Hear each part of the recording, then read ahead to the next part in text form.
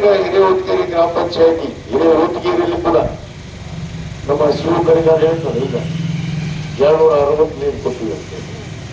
ಇವತ್ತು ನನ್ನ ಚುನಾವಣೆಯಲ್ಲಿ ಇಡೀ ಇವತ್ತು ಗದಗ ಜಿಲ್ಲಾ ಪಂಚಾಯತ್ ಇವತ್ತು ಸುಮಾರು 6,600 ನೀರನ್ನ ಇವತ್ತು ಕೊಟ್ಟಿರುವಂತ ಕೀರ್ತಿ ಅದು ತಮ್ಮ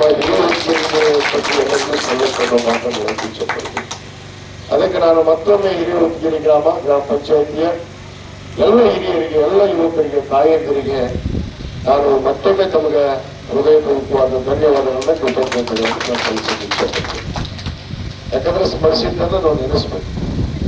ಈಗಾಗಲೇ ಶಿವ ಕರಿಗಾರ ಹೇಳ್ತಾ 2013 18ರವರೆಗೂ ನಾನು ಶಾಸಕನಿದ್ದೆ. ನೀವೆಲ್ಲರೂ ನನಗೆ ಸುಮಾರು 16,000 ಮತಗಳಿಂದ ನನ್ನ ಅಂತರದಿಂದ ಅವತ್ತು ಕೂಡ ನನ್ನ ಇವತ್ತು ಗೆಲ್ಲಿಸಿ ನನ್ನ ಶಾಸಕನಾಗಿ ಮಾಡಿದ್ದೆ. ಜೊತೆಗೆ ನಾನು ಅನೇಕ ಯೋಜನೆಗಳು, ಯಾಕಂದ್ರೆ ಹಿರೇಹುತ್ತಗಿರಿಯಲ್ಲಿ ಬಹಳಷ್ಟು ಒಂದು ಅಭಿವೃದ್ಧಿ ಕೆಲಸಗಳು ಆಗೋದಕ್ಕೆ ಇವತ್ತು ತಾವೆಲ್ಲ ಕಾತುರರಾಗಿದ್ದೀವಿ. ಯಾಕಂದ್ರೆ ಒಂದೇ ಒಂದು ಸಾಕ್ಷಿ ಇಲ್ಲಿ ನಮ್ಮ ಮುಂದೆ ಕಾಣೋದಂದ್ರೆ ಈ ಬಸವೇಶ್ವರ ಗುಡಿ. ಯಾಕಂದ್ರೆ ಅದನ್ನು ಕಟ್ಟೋದಕ್ಕೆ ತಾವು ಪಟ್ಟಿರುವಂತ ಶ್ರಮ ನನಗೆ ಗೊತ್ತಿದೆ. ಆ ದೇವಸ್ಥಾನ ಆಗಬೇಕು ಅಂದ್ರೆ ಅದು ಸುಮ್ಮನೆ ಆಗಿಲ್ರಿ. ವೆಂಕಟೇಶ್ ಸಾಕಾಜಿ ಅವರು ಬಿಚ್ಚಿದ್ವಿ, 2004 MLA ಇದ್ದಾಗ ಬಿಚ್ಚಿದ್ವಿ.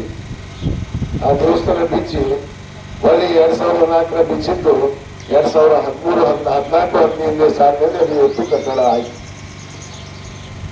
ಅದಕ್ಕೆ ಬಹಳ ಶ್ರಮ ಪಟ್ಟಿದ್ದಾರೆ ನಮ್ಮ ಹಿರೇಹುತ್ತಗಿರಿಯವರು.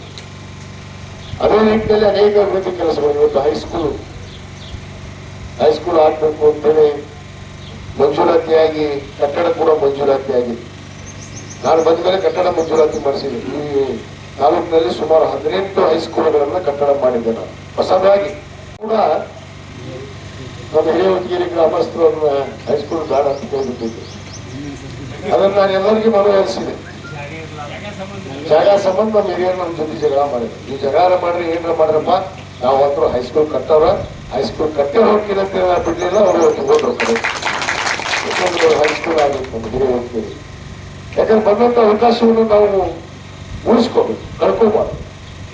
ಆ ಉದ್ದೇಶದಿಂದ ನೀವು ಏನೇ ಹೇಳಿದ್ರು ಕೂಡ ಏನಿಲ್ಲ, ಜಾಗ ಇವತ್ತು ನಿರ್ಣಯ ಮಾಡಿದ್ರೆ ಹೈಸ್ಕೂಲ್ ಕೂಡ ಕಟ್ಟಿದ್ವಿ. ಅಂಗನವಾಡಿ ಕಟ್ಟಿದ್ದಿರ್ಬೋದು, ಅನೇಕ ಸಮುದಾಯ ಭವನಗಳನ್ನು ಕಟ್ಟಿರ್ಬೋದು. ಇವೆಲ್ಲ ಕೆಲಸಗಳು ಇವತ್ತು ನಾವು ಕೊಟ್ಟಿರುವಂತ ಅಧಿಕಾರದ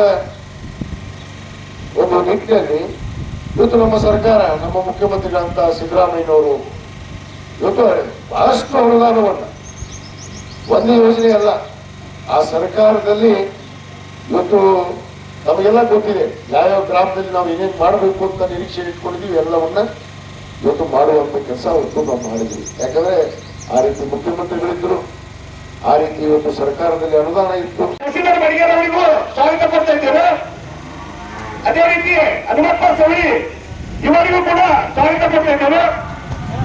ಅದೇ ರೀತಿಯಾಗಿ ನೂತನವಾಗಿ ಬಿಜೆಪಿ ಪಕ್ಷವನ್ನು ತೆಗೆದು ಕಾಂಗ್ರೆಸ್ ಪಕ್ಷಕ್ಕೆ ಸೇರ್ಪಡೆಯಾದಂತಹ ಭಜಂತಿ ಅವರಿಗೂ ಕೂಡ ಸ್ವಾಗತ ಕೊಡ್ತಾ ಇದ್ದೇವೆ. ಚಿಂಚೋಟಿ ಲಿಂಗೈಕ್ಯ ವಿಜಯಮ್ಮ ತತ್ವಗಳಲ್ಲಿ ನನ್ನ ಭಕ್ತಿಪೂರ್ವಕವಾದ ನಮನಗಳನ್ನು ಸಮರ್ಪಿಸಿ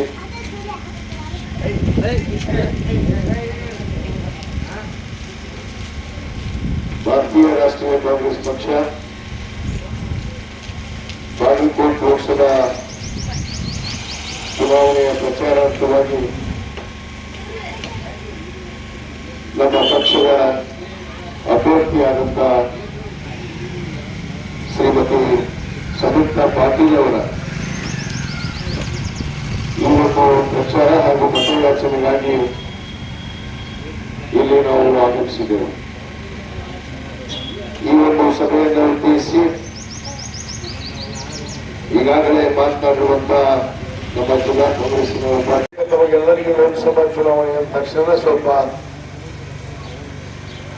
ಜಾಸ್ತಿ ಇದೆ. ಹಾಗಾಗಿ ಕೂಡ ಇವತ್ತು ನಮ್ಮ ಪಕ್ಷದ ಒಂದು ಅಭ್ಯರ್ಥಿಯಾದಂತಹ ಶ್ರೀಮತಿ ಸಂಯುಕ್ತಾ ಪಾಟೀಲ್ ಅವರು ಇವತ್ತು ನಮ್ಮ ಶಿವಾನಂದ ಪಾಟೀಲ್ ಅವರ ಸುಪುತ್ರಿ, ಕರ್ನಾಟಕ ಗಣ ಸರ್ಕಾರದ ಜವಳಿ ಮತ್ತು ಸಚಿವರಾಗಿ ಇದ್ದಾರೆ. ಇದು ತಮಗೆಲ್ಲ ಗೊತ್ತಿರುವಂತಹ ವಿಷಯ. ಯಾಕಂದ್ರೆ ಬಹಳಷ್ಟು ಯುವಕರು